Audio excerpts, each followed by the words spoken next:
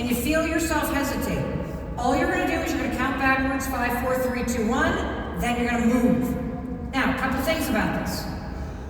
Do not go home and be in a meeting with a client and be like, 5, 4, 3, 2, 1. And you're like, what is wrong with you? You're a freak. I should have gone to the other realtor. I knew it.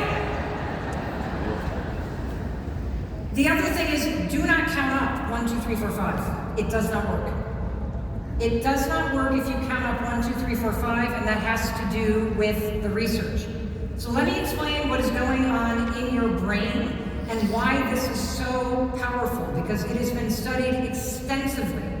And we now know, based on neuroscience, based on habit research, based on brain scans, exactly what's happening when you use this simple technique of 5, 4, 3, 2, 1. So you have two different parts of your brain. You've got sort of the conscious part of your brain, your prefrontal cortex. This is where all your processing is. This is what you're using when you're selling. This is what you're using when you're negotiating. This is what you're using when you take a courageous or conscious or intentional action. Decide to walk right up to somebody and you're present and you're doing it. This is the part of the brain that you're using when you are learning new behaviors. So this right here makes you your money. This right here helps you change. This right here keeps you present in your relationships. This part of your brain, the basal ganglia, this is your subconscious. This is where all your habits are. Whether it's a habit of self-doubt, a habit of procrastination, a habit of hitting the snooze button, this runs on autopilot all day long. And you're constantly switching back and forth between these two. When you count backwards, 5, 4, 3, 2, 1, you are manually moving yourself from here to here. You are activating the part of the brain that helps you change. So in habit research, this is referred to as a starting ritual.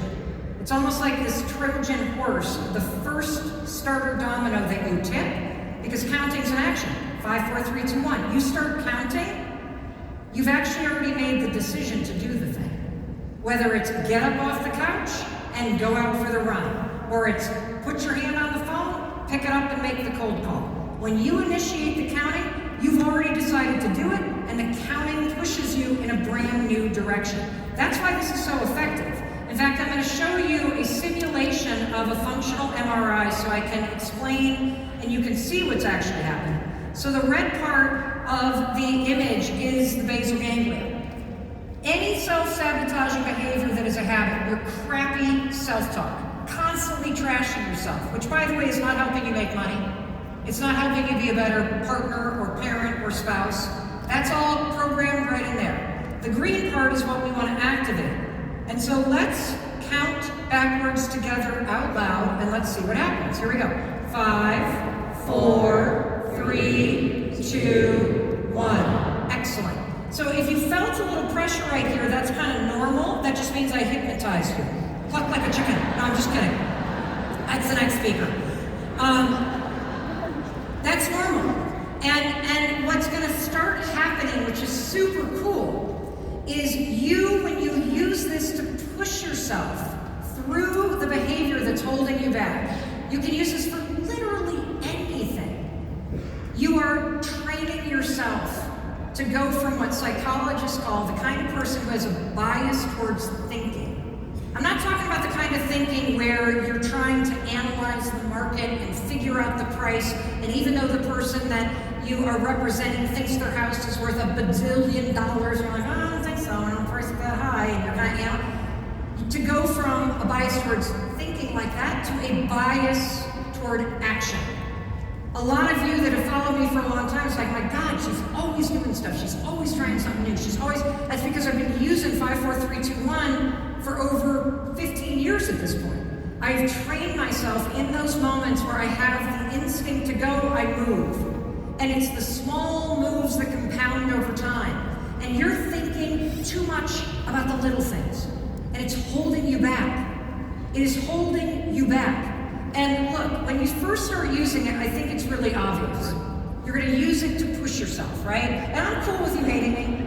I'm down with that. If you are happier, if your life gets better and you're like, God damn, Mel Robbins, I'm getting out of bed earlier, I'm eating healthy, I'm building my business, I'm nicer to my kids, I'm cool. I'll be the scapegoat for that. Now, how many of you think right? Right, does nobody understand that? Nobody thinks you got this? Okay, great. Well, you know, I'm actually glad that a lot of you did not raise your hand. Because this is a simple concept, but it is not easy. It's not easy at all. And let me tell you why it's not easy. Human beings are not wired to change. Your brain thinks change is dangerous. It will fight you on it. And so you are going to always be in a battle, everybody, between what you know you need to do and what you feel like doing. You are not in competition with anybody here. And I'm saying it, you are not in competition with anybody here. There's so much success, so much happiness, there's so many houses, there's so much real estate, there's so much to go around for all of you. You are only you against you. It is